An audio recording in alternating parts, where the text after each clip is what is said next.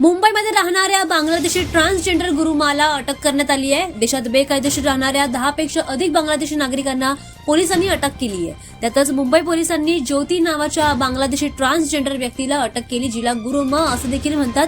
ती गेल्या 30 वर्षांपासून बनावट कागदपत्रांचा वापर करून भारतात राहत होती।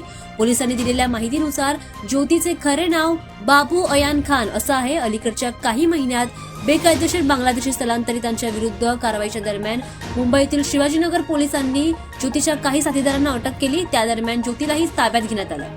मात्र आधार कार्ड आणि पॅन कार्ड सारखी सर्व आवश्यक कागदपत्र असल्यामुळे तिला सोडून देण्यात आलं होतं। तथापि नंतर पोलिसांनी या प्रकरणाची चांगली कसून चौकशी केली, तिची कागदपत्र पडताळली आणि ती बनावट असल्याचं आढळून आलं, ज्यामुळे तिला आता अटक करण्यात आली आहे। ज्योती विरुद्ध मुंबईच्या विविध पोलीस ठाण्यांमध्ये अनेक गुन्हे आधीपासूनच दाखल आहेत। तिच्याकडे मुंबईत आणि इतर भागात 20 पेक्षा अधिक फ्लॅट्स आहेत। या भागात तिचे अनेक शिष्य आहेत जे तिला गुरुमा असं बोलतात। ज्योती उर्फ गुरुमा हिला पासपोर्ट कायद्याच्या विविध कलमांसह BNSच्या इतर तरतुदींनुसार अटक करण्यात आली आहे।